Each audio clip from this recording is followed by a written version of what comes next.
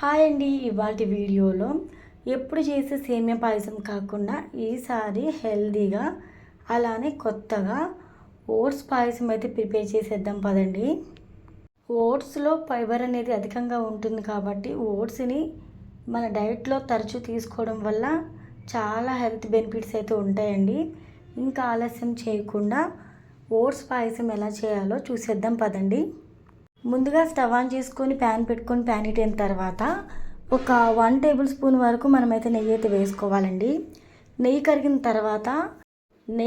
తర్వాత జీడిపప్పులు అయితే వేసుకొని మంటని లో ఫ్లేమ్లో పెట్టి ఉంచి మంచి కలర్ వచ్చేంత వరకు ఫ్రై చేసుకొని ప్లేట్లో తీసేసుకోవాలి.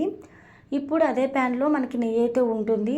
నెయ్యి కనుక లేకపోతే 1/2 టేబుల్ స్పూన్ నెయ్యి అయితే యాడ్ చేసుకొని 1 కప్పు వరకు ఓట్స్ అయితే వేసేసుకొని మంటనైతే లో ఫ్లేమ్లో పెట్టేసి చక్కగా అయితే మనం ఇక్కడ నేతిలో అయితే ఫ్రై చేసుకోవాలండి ఓట్స్ మనకి ఇక్కడ లైట్గా కలర్ మారితే చాలు. ఆ తర్వాత మనం ఒక ప్లేట్లోకి అయితే తీసేసుకోవాలి. ఇప్పుడు అదే ప్యాన్లో మనం ముందుగానే కాచి తీసుకున్న పాలను తీసుకోవాలి.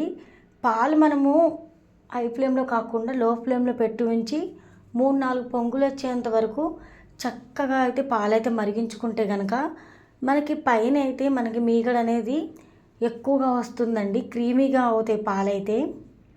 ఇప్పుడు మనము పాయసం ప్రిపేర్ చేస్తున్నాం కాబట్టి చిక్కడి పాలతో కాకుండా పాలు కొంచెం పలసగా ఉండాలి కాబట్టి 1 గ్లాస్ వాటర్ అయితే యాడ్ చేయండి. ఇప్పుడు నేను కాచిన పాలని తీసుకొని ఇప్పుడు ఈ ప్యాన్లోకి అయితే పోసేసాను. 1/2 లీటర్ పాలైతే తీసుకున్నానండి. ప్యాకెట్ పాలు అస్సలు తీసుకోకండి, ఓన్లీ గేదె పాలే తీసుకోండి. మనము ముందుగానే చక్కగా మీగడంతా వచ్చేలాగా లో ఫ్లేమ్లో అడ్జస్ట్ చేసుకొని పాలను కాసుకొని తీసుకున్నాం కాబట్టి ఇప్పుడు మంటనైతే మీడియం ఫ్లేమ్లో అడ్జస్ట్ చేసుకొని 1 పొంగు వచ్చేంత వరకు ఆగితే సరిపోతుందండి. ఇప్పుడు పాలైతే చక్కగా ఇక్కడ మరుగుతూ ఉంటాయి అన్నమాట. అలాంటి టైంలో మనం ముందుగానే నేతిలో వేయించి పెట్టుకున్న ఓట్స్ ఏవైతే ఉన్నాయో ఓట్స్ అయితే వేసేసుకొని ఈ విధంగా కలుపుకుంటూ చక్కగా ఓట్స్ని అయితే పాలల్లో కుక్ చేసుకోవాలండి. ఇప్పుడు పాయసంలో మంచి ఫ్లేవర్ రావడం కోసం యాలకుల పొడి అయితే వేసుకోండి. యాలకుల పొడి అస్సలు స్కిప్ చేయొద్దు. నేను ఇక్కడ యాలకులు చక్కగా దంచి అయితే వేసేసానండి.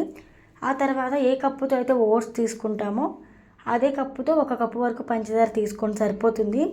లేదు మాకు ఇంకొంచెం స్వీట్గా కావాలనుకుంటే ఇంకొక 1/2 కప్పు పంచదార ఎక్స్ట్రా వేసుకోండి. ఈ విధంగా గరిటెతో కలుపుకుంటూ ఒకసారి ఓట్స్ ఉడికిందా లేదనేది చెక్ చేసుకుంటూ పాయసం అయితే ప్రిపేర్ చేసుకోవాలండి. నెక్స్ట్ ఇందులోకి మనము ముందుగానే నేతిలో వేయించి పెట్టుకున్న డ్రై ఫ్రూట్స్ ఉన్నాయి కదా, అవి కూడా వేసుకోవాలి. నేను ఓన్లీ జీడిపప్పు మాత్రమే తీసుకున్నానండి. మీకు నచ్చిన డ్రై ఫ్రూట్స్ ఏవైనా నేతిలో వేయించేసుకొని తీసుకోవచ్చు. కాసేపటికి కలర్ మారుతుంది. ఇలా దగ్గర పడిన తర్వాత మనం స్టవ్ ఆఫ్ చేసి ప్లేట్లోకి తీసేసుకోవడమేనండి. చూసారు కదా, చాలా హెల్తీగా సింపుల్గా ఓట్స్ పాయసం ఎలా చేయాలో అనేది. ఈ వీడియో మీకు నచ్చితే వీడియోకి లైక్ ఇవ్వండి. లైక్ ఇవ్వడం వల్ల కొత్త వాళ్ళు ఈ రెసిపీ నేర్చుకునే ఛాన్స్ ఉంటుంది. మరొక మంచి రెసిపీతో మళ్ళీ కలుద్దాం.